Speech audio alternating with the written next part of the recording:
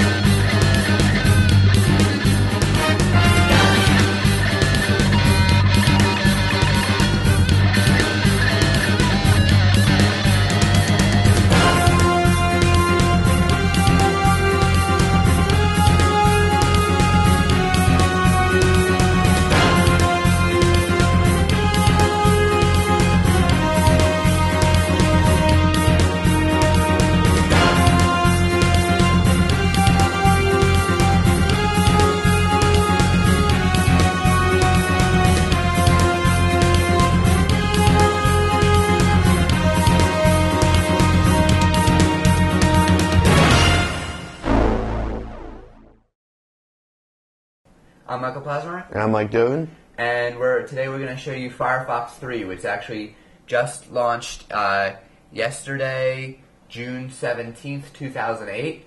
We talked about Firefox in episode 1, so this is actually a back to basics episode, but we're going to show you what's new in Firefox 3. First and probably most important thing is memory usage. So we have a chart here with Firefox 3 and also the other browsers. So you see here Firefox 3 has the lowest memory usage of any browser. This was a big problem with Firefox 2, is that there was it would spiral out of control with memory, and you see it uses less memory than Internet Explorer. So this is very good here that it has better memory handling. Not only better memory handling, but there are a lot of cool new features in Firefox 3. I'm just going to bring you through a Lifehacker article where they go through some of these features, and then we're going to actually install Firefox 3 and show it to you. So this is like their top 10 Firefox 3 features that's going to start at number 10 and then go on to number 1. So number 10 is the souped up add-ons manager, so you can now pick out add-ons from the or now you can download add-ons and download and install add-ons from the add-on manager. I personally don't like this. It's because not all the add-ons are there. It seems like it's half-baked. I still don't use it. Right. They improved the interface a little bit. Stronger phishing and malware protection, and we'll show you that in a minute. An improved download manager. Now you can, open a containing folder. It works after a crash, and you can resume file download. I don't even use that. I don't even use the download manager. I use the download toolbar plugin. Right. Because I don't like an extra window open. It takes up too much real estate on my screen. Right. One thing about Firefox 3 is you can still use your extensions from Firefox 2. Not all of them. Yeah, the only thing is the extensions have to be updated by the extension author to support Firefox 3. This being the day after Firefox 3 came out, there's still a lot of extensions that don't work on Firefox 3, like the Google Toolbar, I believe. But a lot of the big ones work on Firefox 3. A lot of the little ones don't really work yet. And even some of the big ones, like Google Toolbar. I use a lot of them, and I think I only have one that doesn't work right now. Okay, so it's been getting a lot better. A new native look for every system. So you see here, we have the Windows Vista look, the Mac look, the Linux look, and the Windows XP look. I still think the Vista look looks really bad and inconsistent on Windows Vista. Especially, there was a post I saw online where, like, the download manager window, the places window, and the main window all have like a different theme. So it's still inconsistent on Windows Vista. And they promised to do something better with Windows Vista, but they never actually did that. One thing you'll note on Windows is this new keyhole backwards and forwards button, meaning the backwards button is a lot bigger than the forwards button, and there's this unified places thing which Internet Explorer 7 introduced and they've adopted. The remember password thing is now a bar up here on the web browser instead of being a pop-up dialog. And it also waits until you're officially logged in instead of as soon as you push the button. It waits till you are approved on most sites. Some sites it still is a little iffy, like some of the sites I've used.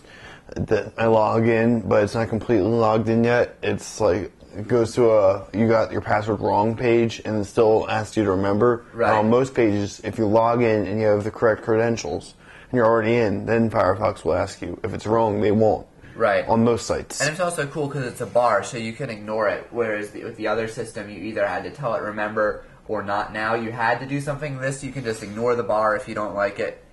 Smart bookmarks, and it comes with a few most visited, recently bookmarked, recently tagged.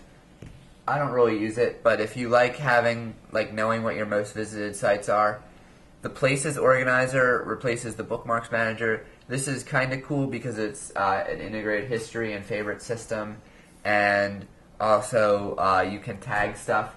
So if you're really interested in that, I'm not interested in that, but we'll show you that in a minute. The Smart Location Bar learns how you browse, and that's cool because that's like an integrated history thing. And then their number one feature was that memory thing we talked about first. Alright, so let's go and install Firefox 3. It's actually really easy. We probably have to close out our current version of Firefox here. And Alt F4 that. So it's just extracting. It's a very easy install. Just hit next. You have to accept the terms of the license agreement. Standard. They've stuck this box in here. Use Firefox as a default web browser. Check that. Yeah, I think that's kind of sneaky to stick it in there where you don't really see it. But yeah, if you want Firefox to be your default web browser, which we highly recommend, keep it checked. Hit next, and then install. Little housekeeping. Right, and now it's going to install Firefox 3. It takes less than 5 minutes to do all this. No, I think it takes like a minute. Like, there, it's done. Oh, so wow. There's That's really fast. 5 minutes for Dobin. So, yeah, we just installed Firefox 3. Should launch. And now it's going to tell you which plugins won't work. If there's any plugins that are installed that will not work, it'll tell you, and it'll tell you that they have been disabled for now. So right now it's checking the compatibility of our add-ons. So these add-ons right here are not compatible, so we can hit check now. Okay, so all ours aren't. Right, Wait. and actually all of ours are their new version, so I just hit install. So it's just going to download the new version. If this is the first time you're installing Firefox 3, or if you haven't had Firefox installed on your computer before, you won't have any of these add-ons. But if you do, you're going to have to get updates. Check out our episode on add-ons. Right. Where we show you some of our favorites. Yeah. I use like probably 50 of them. I have so much junk on mine. It's ridiculous. So here we go. We're opening, and you see here, Firefox 3. Welcome to Firefox 3. So we can just close that, go to our home page. So a lot of your favorite features, they're all still here. But the cool stuff like the memory, improved memory, comes with it. The location bar, for example, here I can type in, and you see here, like I type G, and these are some pre-filled ones. Get involved, get started, get bookmarks, add-ons. So that's when I've visited sites, it'll automatically show the sites that I've visited. So like on my other computer, I've had Firefox 3, a beta version, installed for a month. So now it has all the sites that I commonly visit, and I just have to type in like G-O, and then go down and hit Google or any site that starts with G. The home button is here. The bookmark toolbar, which we've disabled, but you can see here we have the most visited. So right now this is empty because we just installed it, but you can see which sites you most visited. If you don't want the most visited, you can also just delete it and it goes away. Right. I did that when I got the beta. Yeah, you can turn this off if you don't want it tracking where you're going, and you can always go Tools, Clear Private Data, and it will check to delete your history if you don't want to like set that. The favorites thing here is also like if you're getting your mom a birthday present, you don't want her to know. So that's why you want to clear your private data. So we go here, like Google, and I want to add this to my favorites. Instead of going bookmarks, add to favorites, I can just hit here the star. Whoa. And I now didn't know it's about favorited. that. Yeah, and now I can click it again, and I can type in the name and type in tags and put it in a folder. So real easy access to bookmarking. If I go here, I can go organize bookmarks. We see here the new library, so I have my history in here. It's a lot more organized than the old one. My bookmarks, my bookmark menu, bookmark toolbar, unsorted bookmarks. You see here Google. I can add Then I can add like a tag, like search. And then when I'm on another site, as you see, I just have to type in, as I said, G, and then Google is here. And it has your tag. Yep. And I can just go there. So that's easier access, and as you build up a web history, that becomes really handy. So what exactly is the point of the tags? Tags, it's basically like folders if you want to categorize stuff. With the exception with tags, you can have things in multiple tags at the same time, whereas folders, the thing is in a folder and it can only be in one folder. So if you, like, I personally don't use tags. I don't really use bookmarks either, but if you love being organized, then you can tag your stuff. That would be me. Right. But I actually have probably 20 folders on my Firefox and subfolders and sub-subfolders and all. And also, so I'm probably not going to convert to tags.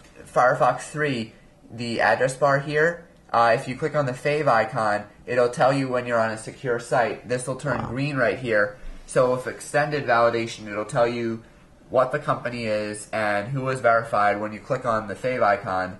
That's this icon right here. And you can always click on the fave icon to find out information about the site if it's available. Like if it's a secure site, this will be yellow right here, and you can click to find out information about the security. Also, it'll tell you about phishing sites. Let's see if so it kind of replaces the add-on that we recommended in the security site in the security episode.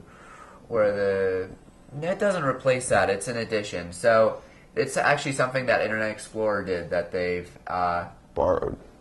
Yeah, well, that they've adopted. So let's see. They set a world record for the most downloads that day.